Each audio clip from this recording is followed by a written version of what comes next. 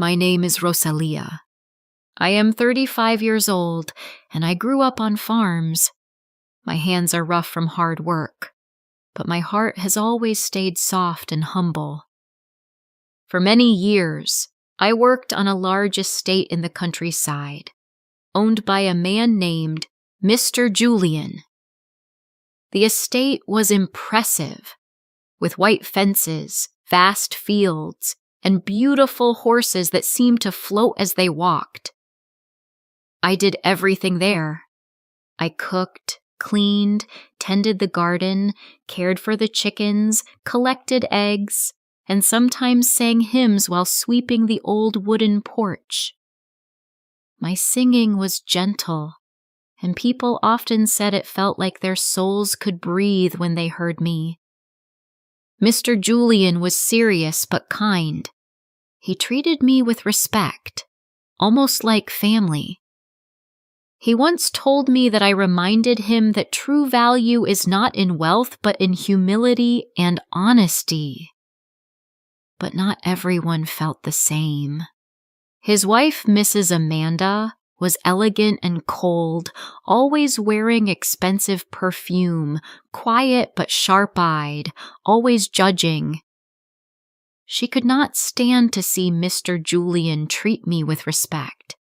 Her jealousy grew like a shadow she could not hide. Even so, I did not change. I woke before the sun, prayed and said, "Lord, give me strength to serve with love.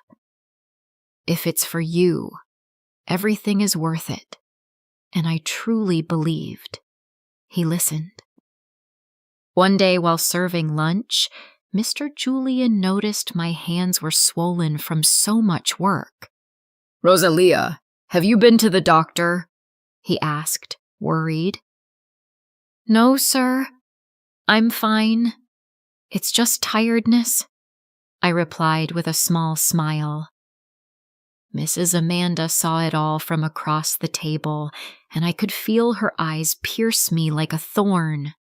From that moment, she looked for every way to make my life difficult. If the floors were clean, she said they were dull.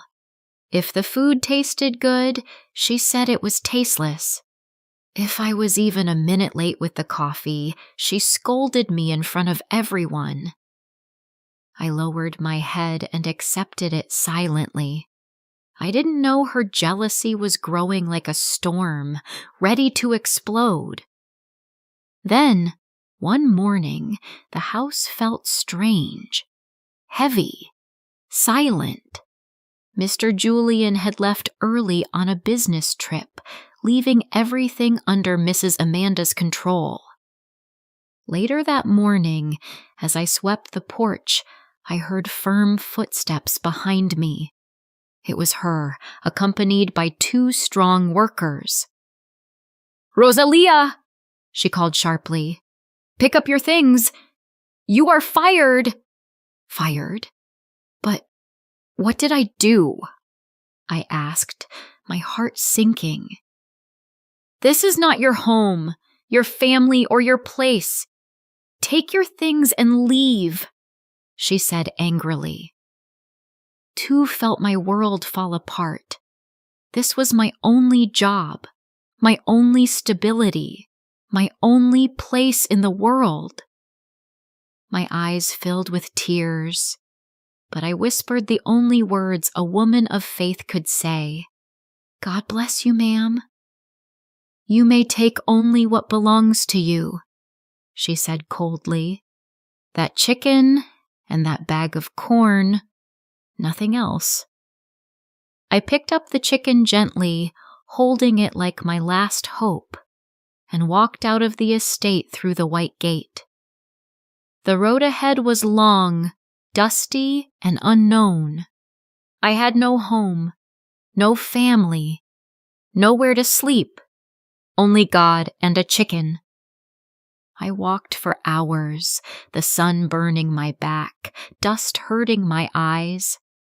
I hugged the chicken close, and she calmed down, sensing my pain. When the sun began to set, I found a small clearing with a tree and a little shade. I placed the chicken beside me, sat on the ground, and looked at the orange and purple sky. "Lord," I whispered, "I don't have a home, no place to sleep, but I have faith. Do not abandon me. Give me strength if I must start again." That night, I slept under the stars. I didn't know that God was already moving a miracle into my life. At dawn, I woke with a sore back but a grateful heart. The chicken moved and walked toward a small pile of leaves. Then I heard a soft drop. An egg had fallen, but it was golden, shining and warm in my hands. I knew it was a gift from God. I sold the egg in town, and a merchant paid me more than I had earned in months. With that money, I bought food and old wood, and I built a small hut with branches and faith. It was humble, but it was mine, a place to sleep, pray, and begin again. The chickens stayed close, my loyal companion. Days passed. I continued working, caring for the animals and planting crops. The golden eggs kept coming, allowing me to improve my little farm. The village people began to notice and came to buy my eggs. My faith and hard work turned my little shelter into a small but successful farm. One day, as I arranged my baskets, I saw a horse approaching. My heart sank. It was Mrs. Amanda, the same woman who had thrown me out. She got off the horse nervously, not proud as before. "I need to speak with you," she said. I replied calmly, "Go ahead, Mrs. Amanda." She looked around, at my land, my chickens, my small house. I didn't know. "People said you were successful, that God blessed you. I treated you badly. I am sorry. Please forgive me." I smiled gently. "I forgave you the day I left. God teaches us to forgive. If I do not forgive, I cannot receive the blessings He gives." At that moment, Mr. Julian arrived on horseback, smiling. "Rosalia, I am proud of you. Look at what you've built with love and faith." I showed him my home, my chickens, my crops. The villagers had started coming to buy eggs, amazed at the golden ones. My life had changed completely. Mrs. Amanda looked humble and sad. She had learned her lesson. Mr. Julian saw that true value is in faith, hard work, and honesty. And I, once abandoned and heartbroken, now had a home, the people around me, and peace. I whispered to the sunrise, "Thank you, Lord, for guiding me, never leaving me, and showing that faith can change everything